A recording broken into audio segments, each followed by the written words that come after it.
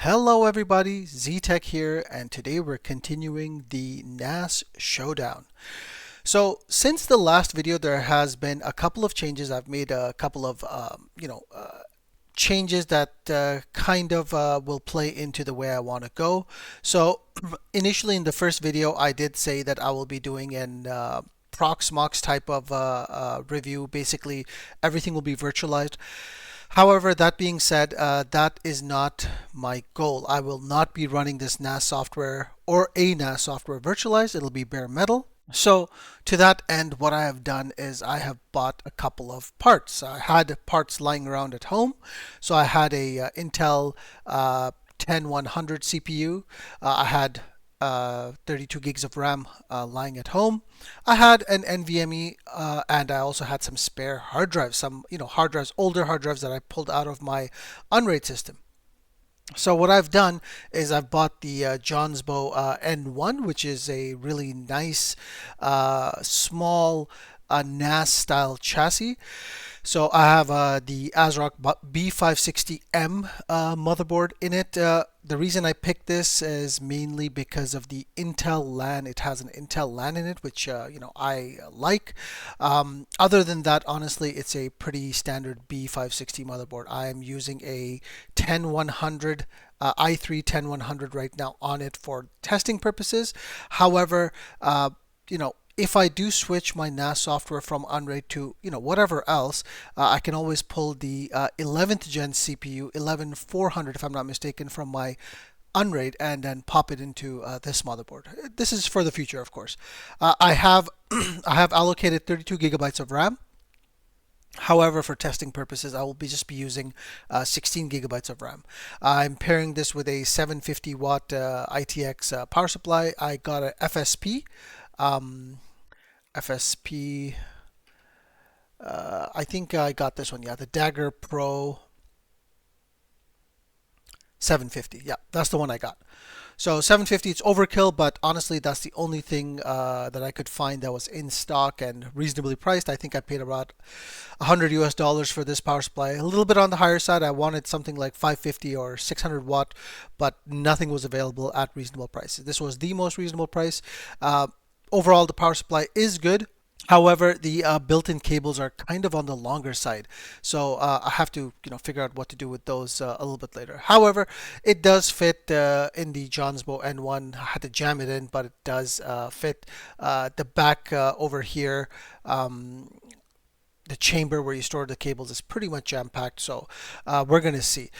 Also, another thing is that this motherboard only has 4 SATA ports, which is a little bit less than ideal. I would like to use, so the Johnsbo N1 case does support 5 drives, and that is what I want to do also. I will give you a quick example of what I mean if I go to Synology RAID calculator. This will give you a really good idea of what kind of storage you need, or what kind of drives you need. So if we look at our my UNRAID, you can see here I have about 46 terabytes of space, usable space, out of which about 30 are used, right? So I definitely don't want to go less than that. So 46 terabytes of usable space. Let's see what kind of drives I'll need. If I take 12 terabyte drives, so I've got 1, 2, 3, 4, 5, and I put it as RAID 5, which is basically RAID Z because it's n minus 1. So n minus 1 means n amount of drives and then minus 1 for parity or redundancy. So that's how much you'll have left. So if I have 5 drives here, I'm going to subtract 1 drive, so I basically have 1, 2, 3, 4. 4 times 12 is 48 terabytes of usable space. So it seems to me that I will have to buy 12 terabyte drives, 5 of them too. There are a couple of other options I could do. If I find a good deal on 16 terabyte drives, I could get 16, 1, 2, 3, 4 of them, and that will work. So that could be an option.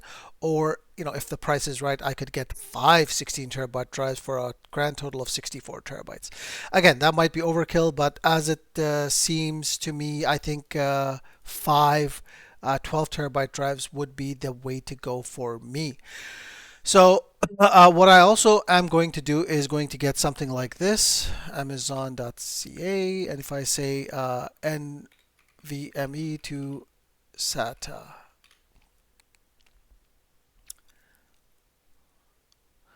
So the exact one I want is over here. So I will be using something like this. Basically, this slides into your NVMe slot and will give you 5 extra USB. So what I am planning on doing is running the 5 drives through the NVMe adapter. So that'll, power everything off of the NVMe bus, and then the remaining 4 SATAs on the motherboard. What I do plan on doing is for the boot drive, I will probably end up using a 256 gig SATA SSD that I have lying around. I even have 128 gig SATA SSDs lying around, and that will be the boot drive for the most part. If I do need a cache drive, I do have 500 gigs at 256 gig SATA SSDs lying around also, and I could always use it off of the motherboard SATA ports. So the way I see it, this case will allow me to put 5 hard drives in here, and then 2 SATA SSDs, which I could load on the top over here. So you see right over here, this silver thing on the back, that right over here. There we go. So that silver thing over there, that is the 2.5-inch SATA SSD holder. But I have seen people, stack 2 SATA SSDs on top of each other with double-sided tape, and it does work. So that's completely fine. So that is my plan going forward. And the reason I'm doing this mainly is because if I do find a NAS software that is suitable for me, there's no point in wasting time and doing things virtualized only later to buy the hardware and stuff like that. So the only thing that's missing right now are the hard drives for me. I'm still looking for some good deals. It might take a while for me to do it, but yeah, I mean, that is the plan. So let's get started. I will be starting with OpenMediaVault. OpenMediaVault is a fairly established NAS software. I've seen a lot of YouTubers use it. I've never touched it, to be honest with you, and I'm really curious to see what it's like, what the capabilities are, what it offers. There are a couple of things, again, like my requirements are there. I do understand that a lot of the NAS softwares will not allow me to mix and match drives, and I'm fairly, to a certain degree, okay with that. However, there are a couple of things I do need. So, for example, I do need all my downloaders, my home downloading software, and one of the more critical things for me is ResilioSync. The reason is that I use this to synchronize between certain computers to my NAS. So these are doing backups and real-time backups for different applications. So I do need ResilioSync. This is pretty much a no compromise situation for me. And if I do get the other media stuff, that would be great. One more thing is that another reason I picked this motherboard is because of the Intel quick sync encoding decoding capabilities. The Intel CPUs, they come with an iGPU in them, and they're pretty decent for video encoding and decoding capabilities. Sure, they're not as good as a NVIDIA card. In my machine here, I do have an A2000 over here. You can see that RTX A2000. Now, of course, an A2000 is infinitely better. However, that being said, I have run this server, which has a i5 11400 with quick sync, and honestly the performance was very, very, very decent. I really think that the onboard GPU and Intel CPUs are more than adequate for at least home style coding and decoding. So let's get started. Let's close a little bit of these windows to clear up the desktop. And first things first is I did assemble the NAS and I installed OpenMediaVault on it. So the first thing I wanted to do was to run Angry IP Scanner or some sort of scanner software to figure out where what the IP for the NAS is. And I found it over here. It's 149, so 10.10.10 149. So I'm going to copy the IP over here, and we're going to go to 10.10.10.149. Okay, so it is asking me for a username and password. I did set it. I don't remember what the username was. Let's try admin. And that, so it could be root.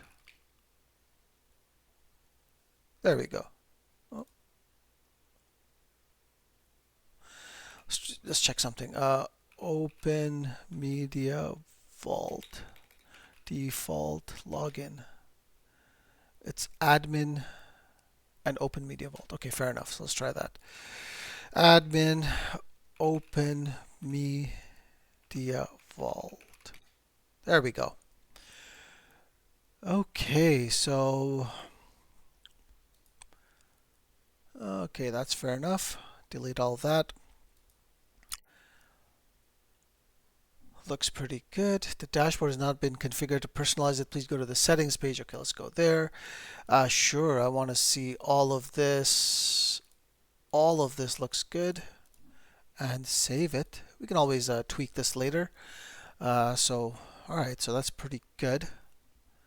Yep, these are the drives I am using. You know, they work fine. There's no errors or whatnot on them.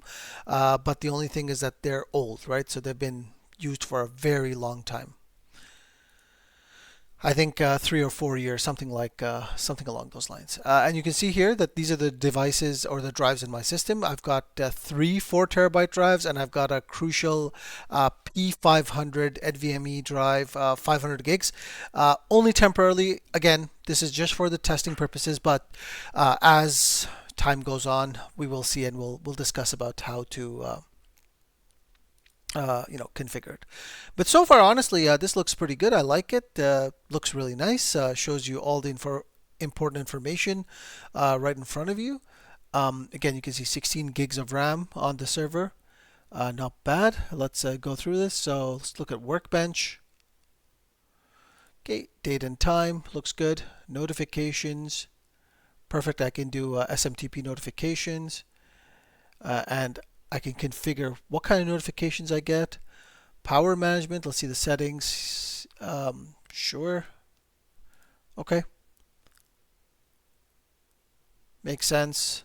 Schedule tasks, okay, makes sense. Let's look at monitoring, enabled. That's the only option here. So far, it's pretty simple. Looks nice. Schedule tasks, I'm sure I can add schedule task certificates for SSH, SSL. Update management, let's see this. Update.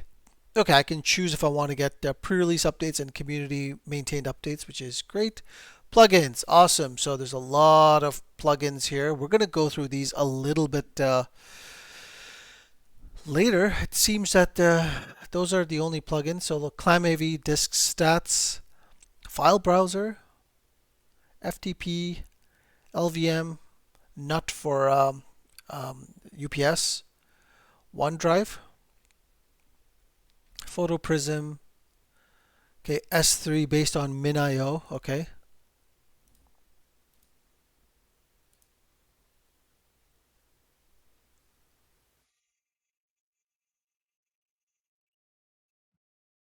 Okay, SNMP, FTP, USB backup, and WebTTY. I think these are the plugins that are installed, right? If I'm not mistaken. Yeah, plugins that are installed. Network. Let's go to General. That's okay for now. Interfaces. IPv6 disabled. Yep, DHCP. That's perfect. That looks good. Proxy and firewall. Let's see. Okay, I can create firewall rules. Fantastic. Let's go to storage. We look at the disks. Perfect. These are the disks I have. RAID management. Okay, I can create RAID from here. So we're going to look at that a little bit later. Smart. Okay, there's settings. Okay, I need smart enabled. Temperature monitoring. For now, let's leave it disabled. Save that. Devices. Here are all the devices. Okay, pending configuration. You must apply. So we're going to apply them. And confirm yes.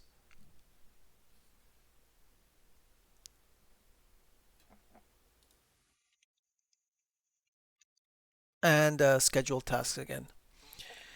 File systems, of course, there's no file systems. Shared folders, we have no shared folders because we don't have a file system, because we don't have RAID. Services, okay, FTP, NFS, rsync, SMB, and SSH, which is all good. Users, I can set up home directories for users. I can set up different users over here and groups. Again, all fairly super simple. It's really lightweight. It seems fairly responsive, so I really like that.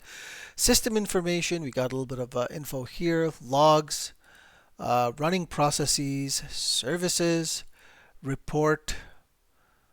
Okay, fantastic. And then performance statistics. Yeah, okay, we can see these RRD style graphs here. Again, disk usage, very nice. Load averages, memory usage, network interfaces, and uptime. Fantastic. So let's go to storage and RAID management and create a new RAID. So here is the type of RAIDs we can set up. So we can set up RAID 10, 5, 6, linear, mirror, and stripe. So one thing is that I didn't see a help section, right? So specific to this page. It would be really nice to, for example, see the differences here. However, I will be selecting RAID 5 and I can select devices.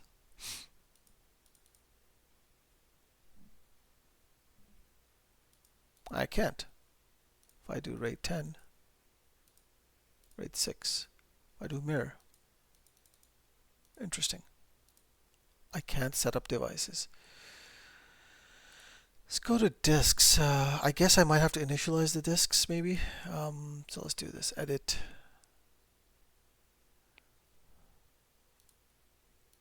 Interesting. There's some settings here. So of course I will be enabling write cache. Should I enable it? Well, for now let's pause this.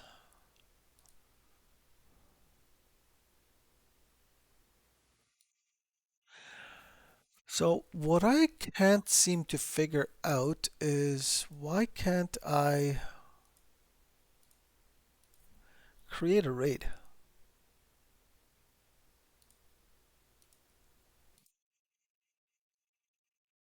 Okay, what if I hit save? I can't type anything here. Stripe.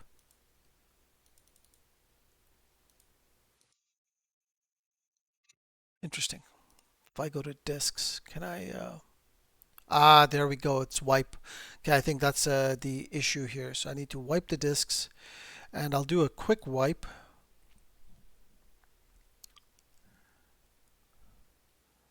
I guess that worked. We do the next one. We give this a wipe also. Confirm this. Yes. Do a quick wipe. Okay, it says it's busy. Weird. Let's try this one.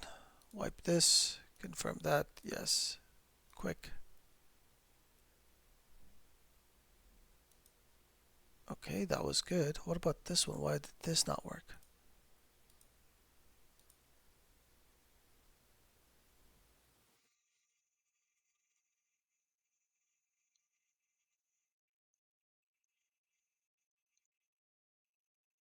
Interesting. Very weird.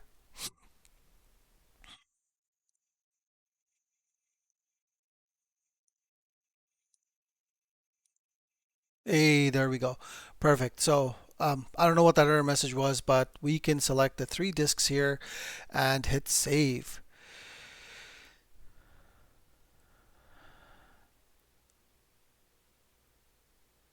It says something about SDB, which is this drive over here, which is this one here. This is the one that was giving the errors.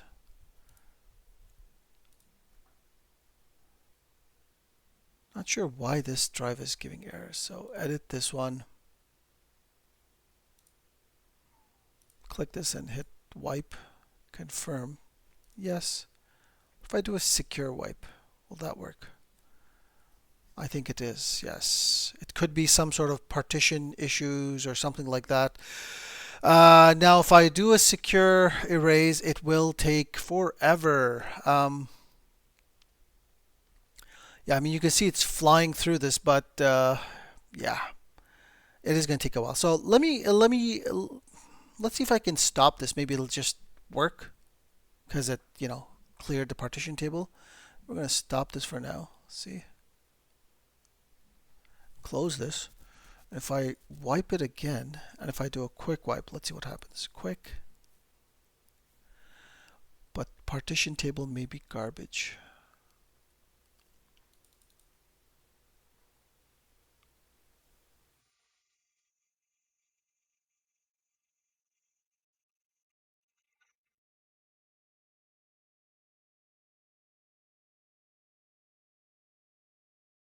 Try one more time. If not, I'm going to leave it for the, yeah, it didn't work. Perfect. So I'm going to leave it for the, I'm going to wipe it.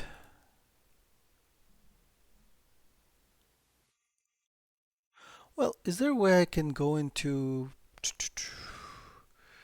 what do you call it, the terminal? How do I get into the terminal? From here. Well, SSH is there.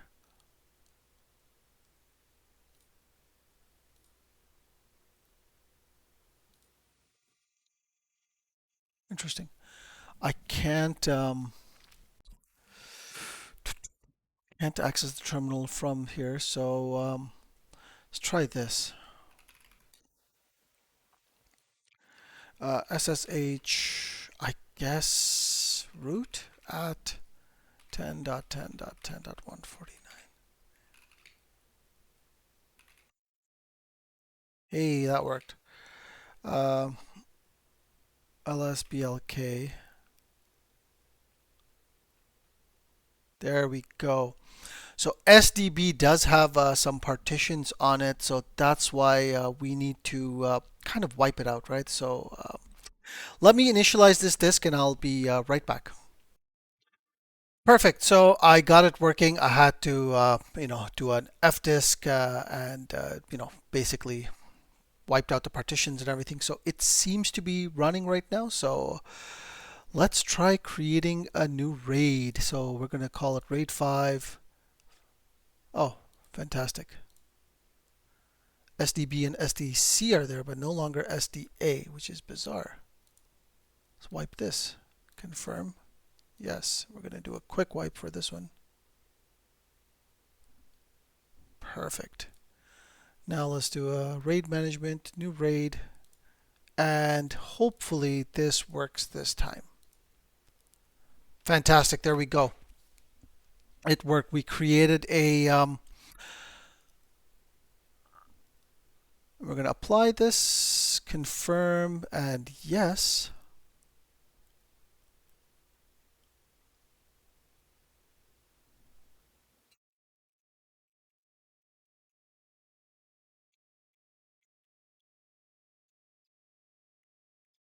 There we go. So we actually have created a RAID 5 array here. We can show the details. So this to me looks like MDADM. So again, OpenMediaVault to me seems like standard Linux, how do I say this? Standard Linux tools, but wrapped in a web GUI. So again, if you're looking for something like that, I think OpenMediaVault should be really good. The way I see this is that since it's using standard Linux stuff, recovery, data recovery should be fairly easy. So let's have a look at that. Go back to storage, go back to RAID management. You can see here, yep, there we go. It is resyncing, it is RAID level 5. So it is working. Now we have to create a new file system. And we can choose different file systems we want on that RAID array. So we have ButterFS, ext3, which is ancient, ext4, f2fs, jfs, and xfs. Now this poses a little bit of a, I don't want to say issues for me. Out of this list, honestly, I would choose ext4 or XFS. ButterFS is something I wouldn't choose. However, ButterFS does have snapshotting features, which is pretty nice to pretty nice. So I don't know. It's a little bit confusing as to what to select, but I think I will go with ButterFS, and I will put it on the software RAID OpenMediaVault, and I'm going to hit save. So it's going to create a ButterFS file system.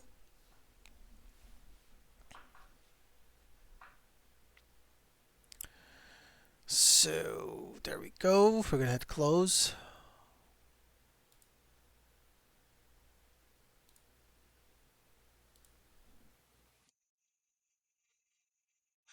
And now we're going to mount it. So usage warning threshold, set a notification. Yeah, sure. Hit save. Do you want to mount the file system? Yes, I do. Definitely want to mount the file system. So there we go. We have ButterFS. We're going to hit save here. Apply rather. Confirm. Yes.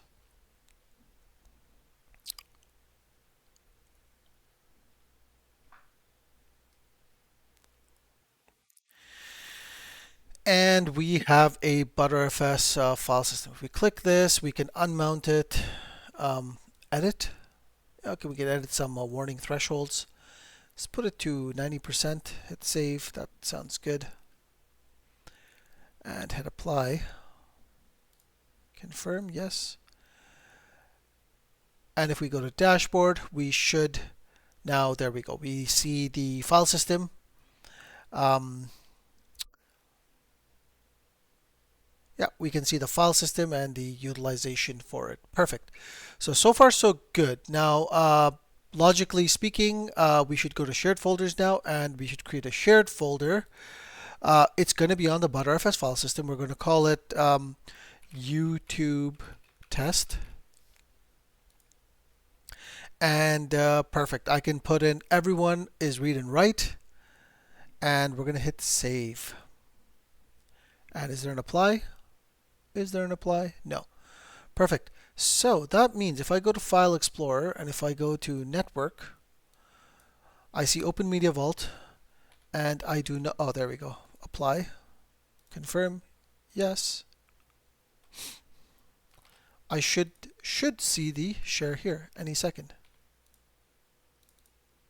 Interesting. I don't see a share. Okay. It could be because of SMB might not be enabled. There we go. Exactly. So we're going to enable SMB. Browsable, sure. Asynchronous IO. That sounds great. We're going to apply that for sure. Hit confirm. Yes. If I go back here, I should see a share. Interesting. I don't see a share yet. No problem. Um, NFS settings, enable. I also want to enable NFS because NFS is amazing. You're going to hit apply, confirm, yes. So I use NFS for Proxmox backups basically. So that's why I like using NFS. Let's go back to SMB and go to shares. There we go. The reason is because there's no share setup. There we go. So I'm going to share YouTube test. It's browsable. I don't need recycle bin. All of these default parameters look good, to be honest with you. So I'm going to hit save. It's probably going to ask me to apply. Yep. Confirm. And now I should be able to see my share here. There we go. So it is asking me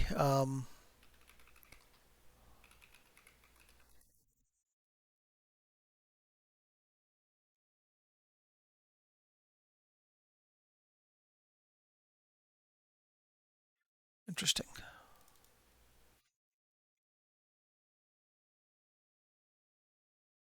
Okay, I might have to create a user, so let's do that. Go to users, settings. I don't need that. Users. Perfect. Let's create a user called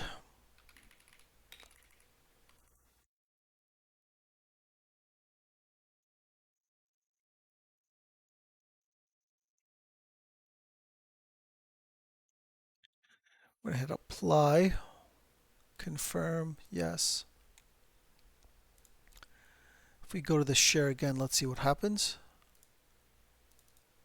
Perfect. There we go. It worked. I don't think it had to do with the user actually. I just think that because I closed the file explorer, that's why it worked. Anyways, there we go. User YouTube test is done. Let's do a test. Oh, how do we test this? I want to first do a simple file copy. All right, just see how it works. So I need a big file. Let's go to my downloads. Do I have a big file here?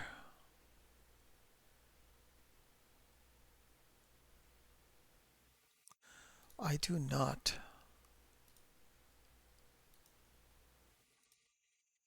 Okay, I have this one here. Let's try copying. That's about a 800 megabyte file. Fantastic. Speeds are really good so far. It's maxing out my gigabit connection. Super smooth, super nice, no issues.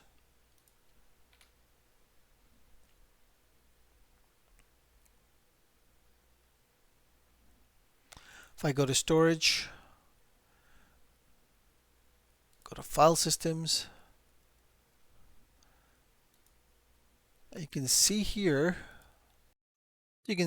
that it actually has flushed the data to the disk and it works. I mean, no issues there at all. So pretty impressive. Let me try to copy a couple of files from my NAS to this shared folder just to see how the performance is. Let's go to here. Let's go to not here. Where would be my big files? My big files would be somewhere here. So here is a couple of files that are, 41 gigabytes in size. So let's copy those and see how it works. So again, it's going from, sure. So it's going from one NAS to another NAS via my PC. So the speeds are not the fastest, but yeah, I mean, it's fine. And while that's happening, let's look at the processes. Yeah, SMB is taking about 20% of CPU power. Perfect. If I look at CPU statistics, looks good. Actually, can we do this? Hold on a second. Let's go to terminal again. Let's SSH into here. htop apt so sudo apt install htop. Perfect.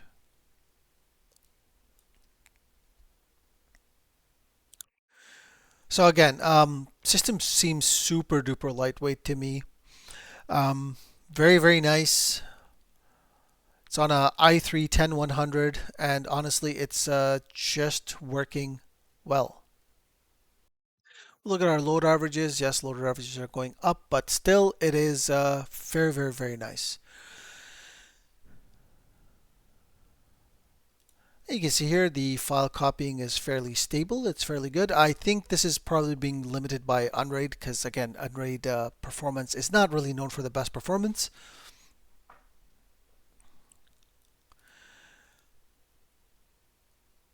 Now, for me, what's really important, let's see, update management settings, cancel. How do I update this? How do I check for updates?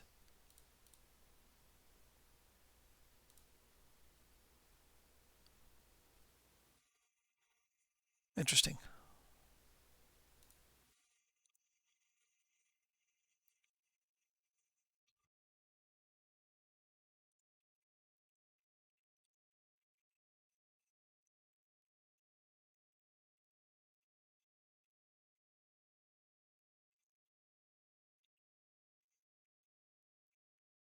So are all these the updates, I guess?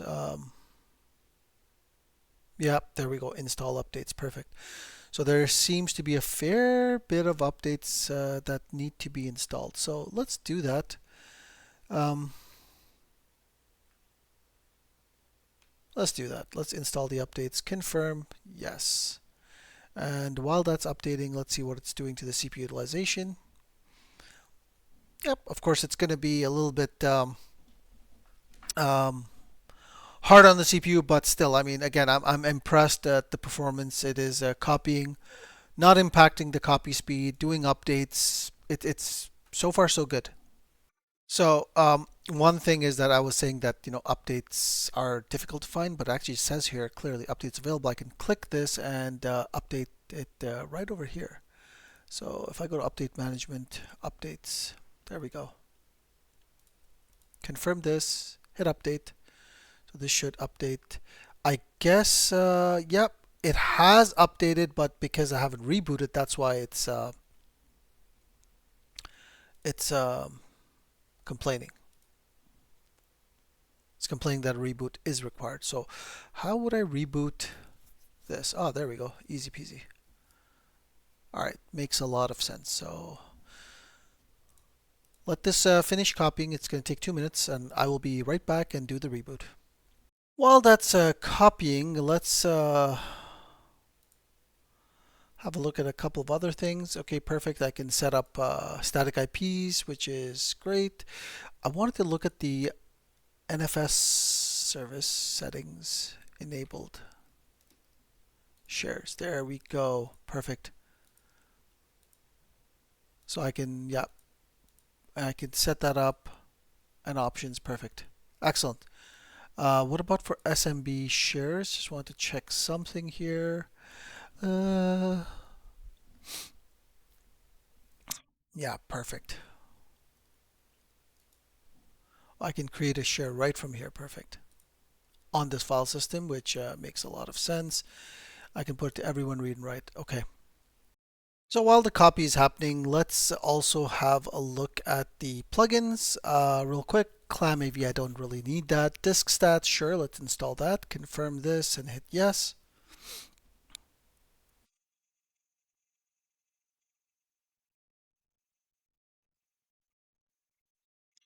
Okay, we're gonna hit apply, I guess. Confirm, hit yes. Again, let's look at the utilization while that's happening.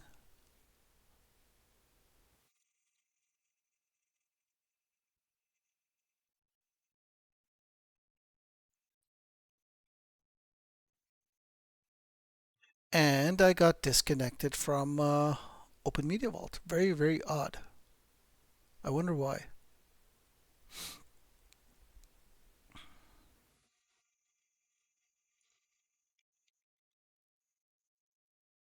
Yeah, and I can't even connect to it anymore.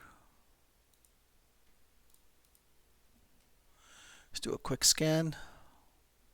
Was 149 before. Let's see if it still finds it there.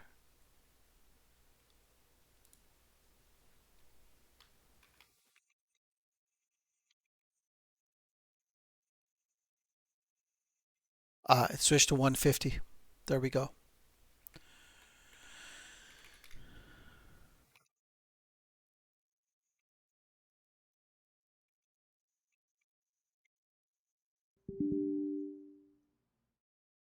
So that's not good. I need to set a static IP. Anyways, that's my bad. How to install OMV extras? Let's see. Um, okay, perfect. There we go.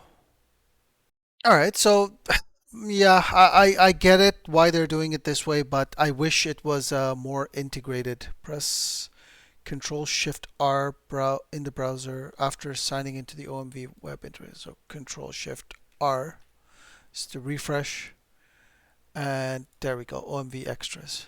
Perfect. Let's oh, it says updates available. Interesting. Let's install the updates. It's from the backport, so it makes sense because I enabled the backports right now. Let's do that. And let's give the system a reboot just to see what happens. So confirm, yes, and we're going to give it a nice reboot. Okay, after the reboot, we're back into OpenMediaVault. So admin OpenMediaVault. Okay, let's see what new stuff is installed. So no updates, no need for a reboot. Everything looks good. Go to System, go to OMV Extras.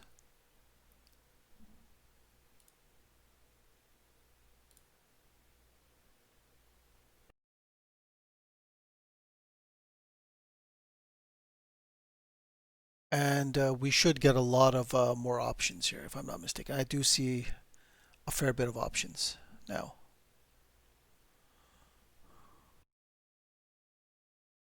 Yep, so I do see all the ZFS, WireGuard, um, all the other stuff that's there, which is fantastic.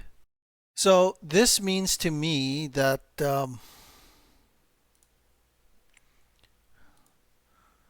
let's install ZFS just to have a look what's going on.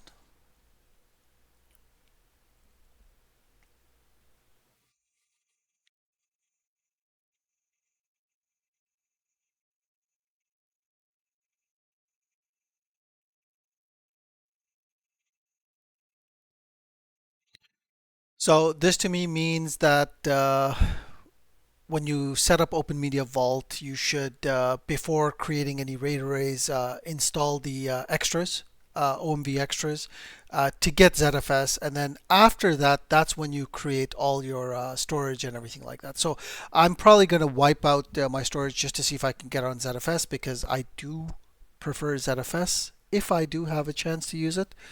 So why not? So we're going to give this... let's have a look what's going on. Okay, it's building stuff, I guess. GCC, yeah, so it's probably building from source.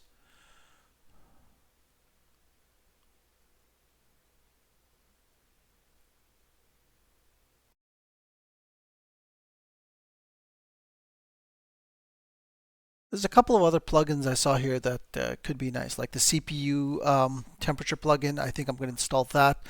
I'm probably going to end up wiping off my existing array just to, get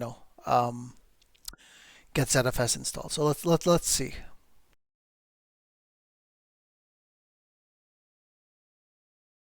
So I finally got ZFS or ZFS set up and working. Again, you can see here I have a pool set up, tank.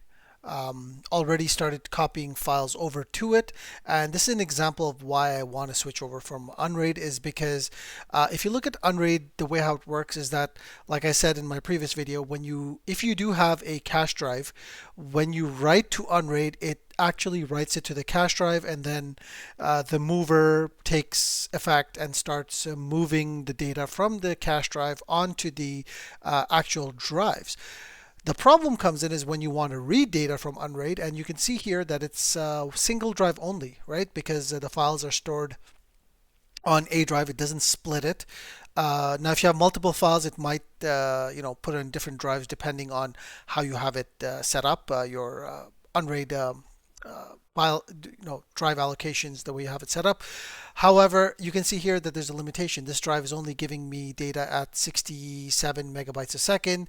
You can see here that it's copying at about roughly the same speed. There's a little bit of overhead, but that's the issue, right? So as far as writing to UNRAID goes, it's okay, but reading from UNRAID does become problematic because it's a single drive read, and there's issues with that, as you can see. Speed is definitely an issue here. But if you look at OpenMediaVault, it is working properly as intended. CPU utilization is pretty decent. Again, ZFS does do real-time compression, so that's why you might see the CPU utilization higher in ZFS as opposed to, your ButterFS, RAID, whatnot. And also, ZFS is really good in terms of caching, read and write caching. So it does use RAM as a temporary cache for data, so for reading and writing. So you can see as I'm writing here, this is growing in size because it is writing to RAM and it flushes it. Also, you can see here that the zpool IO stat is showing me activity, so it is absolutely perfect the way it's supposed to run. It is running. Bandwidth also is pretty darn good, if I do say so myself. The only thing now for me to check is the performance the other way around, right? So from OpenMediaVault to, let's say, my computer. So I also verified that Docker is working properly. Portainer is working flawlessly with Docker. Again, no issues at all. Everything seems to be running quite well, to be honest with you. So at least this part is running well. Like I said, I do need Resilio Sync. That's fairly important for me. So, this seems to be a good solution so far. I don't like a couple of things about OpenMediaVault so far, which is that, like I said, it seems to me like a Debian installation with a GUI, a web GUI on top of it, and things such as ZFS and all these Docker are all add-ons. OpenMediaVault seems to me wasn't designed from the ground up for all these services, but as these services came into play as time went on, they added plugins to accommodate this. Now, there's nothing wrong with that at all. It's just that I would have liked it to be, from the get-go, an all-inclusive solution. So the files have been copied from the server or to the OpenMediaVault server. What I'm going to do is go to my game drive, create a new folder, call it YouTube test, and I'm going to copy all of this here, and let's see what kind of speeds we get. 111 megabytes, 103. This is pretty much saturating my gigabit connection, right? You can see here, it's if we look at the IO stat, you can see here, again, reads are really, really well. It is doing some writes also, but again, we're reading the data. It's doing quite well. Performance seems absolutely rock solid stable. It dips a little bit. That's fair. That's fine. But as you can see here, the performance is pretty good. Live example was UNRAID was giving me about 60% of the speed. I was getting about 65 megabytes a second. But with OpenMediaVault, I'm getting full, saturating my my Ethernet, my gigabit Ethernet. Now, since this is working well, like I said, my main thing is Resilio Sync. So let's try to get that installed to see how it works. So yeah, we're going to use the Linux server.io Resilio Sync. Here's the compose path or the compose script. So let's just copy this for a second. And let's open up a notepad.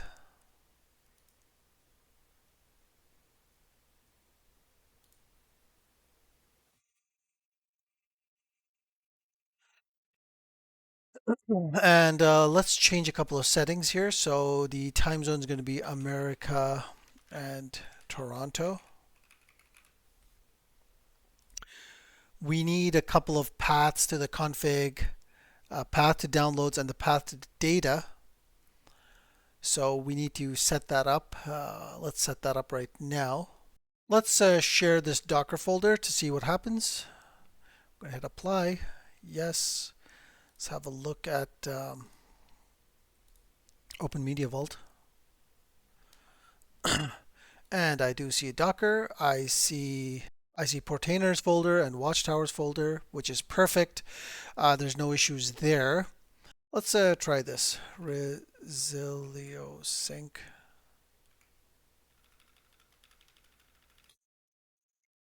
Let's do that. Let's do that. We're going to copy this, go to Docker files, add a new Docker file, paste this, and we're going to call it Resilio Sync. And we're going to hit save, hit apply.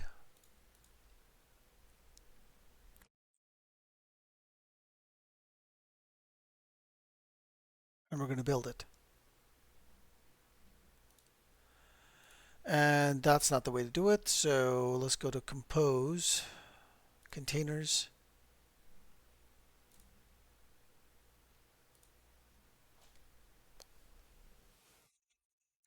We're going to go to compose, files, auto compose. Okay, there we go. We're going to paste that. We're going to call it Resilio Sync. And we're going to hit save. So it created the file. There we go. We're going to hit apply. yes. And we're gonna bring up the container.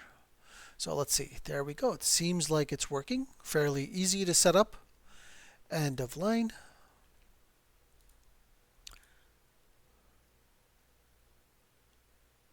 Let's look at the containers. Resilio Sync seems to be working. If I open this up, and would you look at that? There we go. It is working.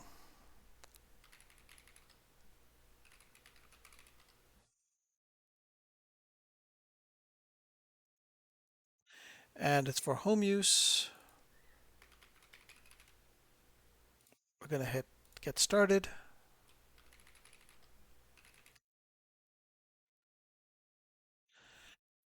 And Resilio Sync is working. So let's just do a quick test. I can sync between these two folders. So if I click here, and I can say share. I need read and write, so I'm going to copy the key from here, go back to here, and I'm going to say add standard folder, sorry, add, enter a key or link, next, and then we're going to create a new folder. We're going to call it YouTube test. I'm going to hit open, and let's see if this starts syncing. And there we go. It actually is syncing. Perfect. You can see here it's actually starting to sync. If we look at the existing installation, yep, 2 of 2 peers are online. And you can see here that it's actually syncing it as we speak. So yeah, you can see here that it's actually starting to sync it. Again, the slowness is pretty much caused by UNRAID because of all the way it works, right? So it is working. Resilio Sync is working. This is the old one. This is the new one. And it's actually working fine. No issues there at all. So just to do a quick check, if we look in the Docker folder, Resilio Sync is there. Here are all the settings. Where is it dumping the files though? It's storing it in root and Resilio Sync. So that's not exactly what I wanted. So let's do this. cd/ls. There we go.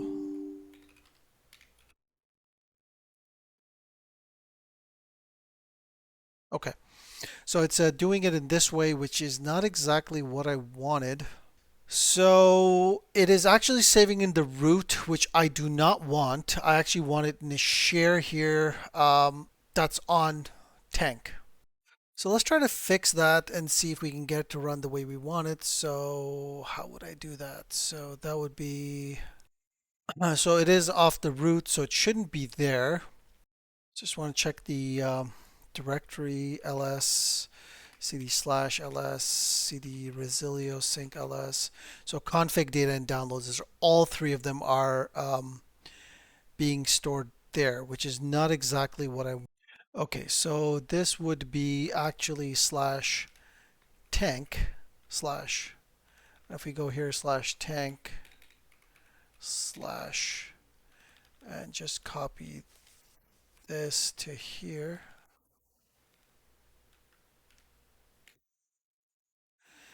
and hit save here and apply.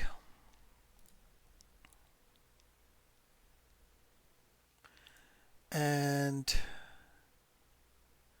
bring this container down.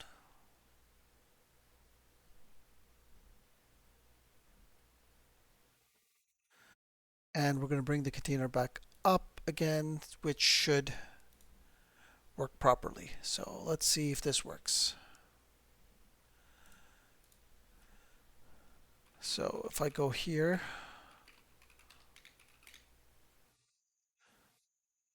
and we go back to Resilio Sync, so go to containers, go to Resilio Sync.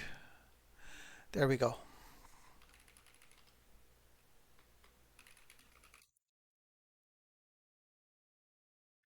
I'm going to hit continue for home use. Going to do that real quick. Get started with that. And let's do a quick test. I need to delete this folder, arm-rf resilio sync. So that's gone. Let's go to resilio sync over here, and I want this folder to be shared. So share this, copy the read and write key, add from a key or link, next, and we're going to create a new folder. We're going to call it YouTube test. Hit open, and this should start syncing immediately. Let's check again.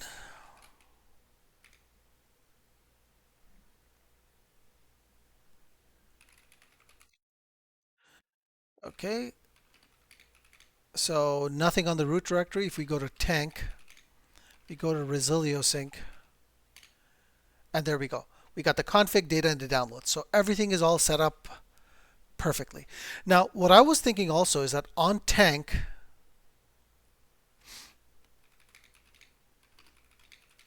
there's already a Docker. So Docker, that's just for the settings of Docker settings. Okay, fair enough. Now, Resilio Sync is probably not shared, which is perfectly fine. I don't need it to be shared on the network.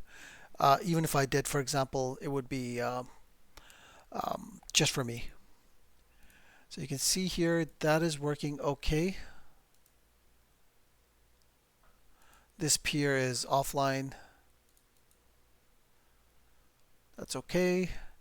And we are actually doing good with Resilio Sync. So there we go. So I actually got OpenMediaVault working the way I like it. Performance, again, is absolutely amazing as far as copying goes. So if I go back to my game drive, go to my YouTube test, all my files have been copied. Let's do another quick test. Let's delete all of that.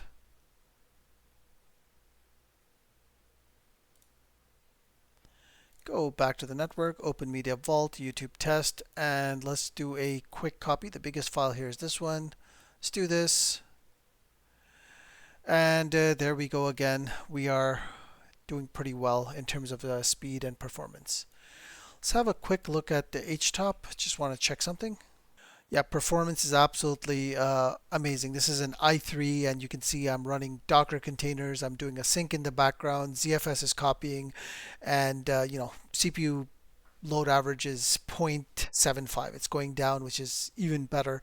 So honestly, so far, I really like OpenMediaVault. It looks really good. The only thing now for me is to actually set up my downloaders, like your Plex and whatnot, and see if what do you call it, hardware assisted encoding works on there. I don't see a reason why it wouldn't work. It should be very, very easy to set up.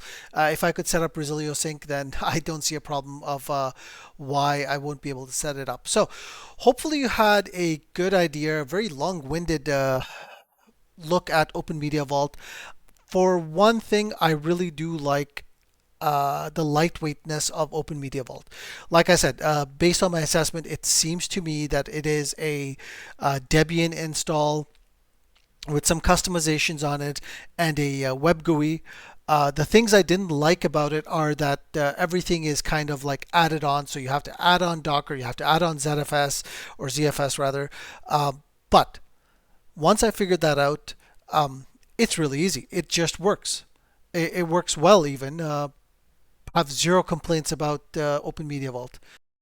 Let's do a quick scrub just to test it. So if we do a scrub, there we go. It's going to scrub the array. So that's fantastic also.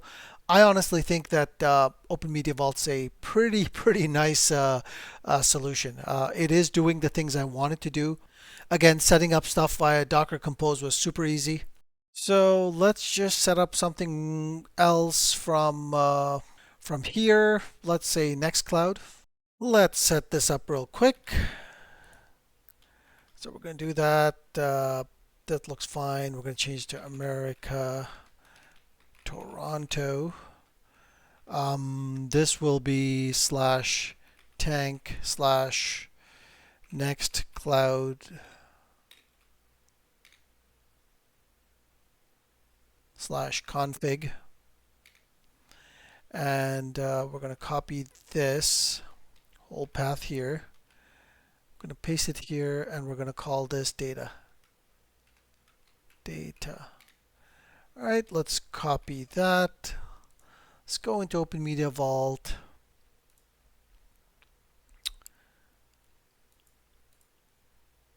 We're going to create. We're going to call it next cloud. We're going to paste this in here. Let's do this. Let's make it 8443. We're going to hit OK. It's going to ask us to save it. Yes. Save the changes. And we go to Nextcloud and we bring the container up. It should pull the container and set everything up. So again, super duper easy to set up so far. There we go. Just had to switch it over to HTTPS, and there we go. Again, perfect. It's really, really good. Again, performance-wise, I am very, very thoroughly impressed with OpenMediaVault. I really do think that this is a really viable option for me. It's doing exactly what I wanted to do. Nothing more, nothing less. I think that's a really good thing. It's a little bit different for me because I'm used to the UNRAID way of doing things. I've been using UNRAID for at least 4 years now, 3 to 4 years. So this is something that I will have to kind of get used to when it comes to, working with it. There's a couple of issues I still have that I just haven't had time to figure out, which is the smart, why this is not showing. But other than that, honestly, it's really good. There are a little bit of quirks in OpenMediaVault, for example, the approvals of those changes you made. It's annoying because I know what I'm doing, but I do think it's a good idea to have it there just because, for somebody who makes a change, they can at least revert back before hitting the yes, or, before the system automatically doing it.